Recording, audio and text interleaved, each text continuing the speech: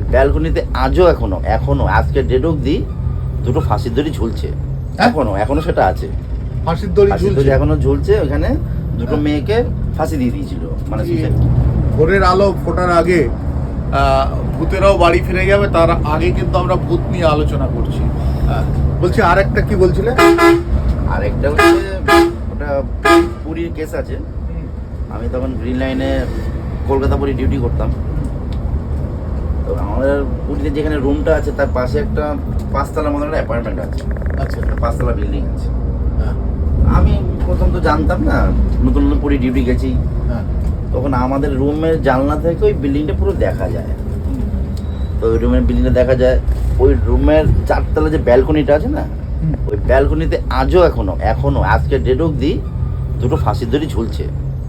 এখনো সেটা আছে, ফাঁসির দড়ি এখনো ঝুলছে। ওখানে দুটো মেয়েকে ফাঁসি দিয়ে দিয়েছিল, মানে সুইসাইড করিয়ে দিয়েছিল।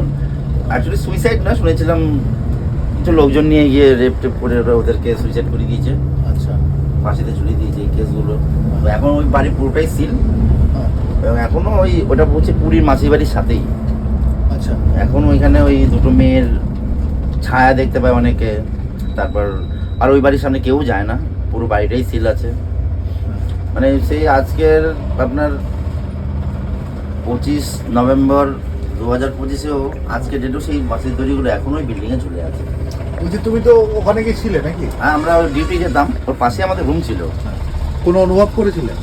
ফিল কিছু করিনি, কিন্তু ওইটা শোনার পরে যেন মানে অটোমেটিকলি মাথাটা এই জিনিসটা নিয়ে কাজ করতো। আর আমি দেখতাম, আমি যখন ওই গ্রিন লাইন গাড়ি ওইখানে পার্কিং করে রুমে যেতাম, অটোমেটিকলি আমার চোখটা ওই দিকেই যেত। এটা তো হতেই মানে পারে, আকর্ষণ টানতো যে কি আছে না আছে, কখনো দিকে দেখতে পাই কিনা। ন্যাচারালি কিছু দেখিনি আমি, কিন্তু এখানে ওই দুটো মেয়ে এখনো শুনেছি ঘোরাফেরা চলে এখানে। আর এই যে রাস্তা, এই রাস্তায় তো তোমরা যাতায়াত করো, এই রাস্তায় কি দেখেছো?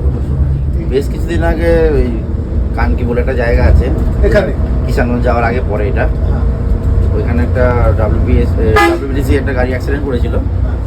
গাড়িটা পাল্টি খাওয়ার পরে মোটামুটি বাচ্চা কাচ্চা মিলে কয়জন মারা গেছে। তো তারপর ওটা আমরা এখনো ওইখানে গেলে আমরা ওইখানকার লোকের মুখে শুনি আমরা, দেখ ওইখানে বাসটা প্রায় অ্যাক্সিডেন্ট হওয়ার পরে 2 মাস দাঁড়িয়েছিল। যখনই বাসের পাশ দিয়ে লোকজন আসা যাওয়া করতো, প্রায় অনেক লোকই শুনতে পেতো যে ভিতর থেকে আওয়াজ হচ্ছে যে কন্ট্রাক্টর সাহেব শিলিগুড়ি কখন আসবে, শিলিগুড়ি কটায় ঢুকবে, এরকম শব্দগুলো ওই বাস থেকে। কোনো লোক থাকতো না, কোনো লোক থাকতো না, আর আওয়াজটা বাসের ভিতর থেকে আসতো। আর বাসটা পুরো ভাঙা ছিল, অ্যাক্সিডেন্ট যেটা হয়েছে ওই বাসের ভিতর থেকেই শব্দটা আসতো, ওখানকার লোকেরা বলতো এগুলো। আর আমরা যেখানে হোটেলে দাঁড়াই ঘর দাওয়ায়, ওইখান থেকে ওইখানকার যে ম্যানেজমেন্ট আছে ওদের থেকে শুনছিলাম এই কাহিনী। বাবা, কানগিরি কেসটা হয় মানে সাংঘাতিক। হ্যাঁ, কিছু রাস্তা গেলে মানে হয় না যে নিজের মধ্যে একটা অনুভব করি, যেমন বহরমপুর একটা রাস্তা আছে, আয়রন ব্রিজের সামনে একটা রাস্তা আছে।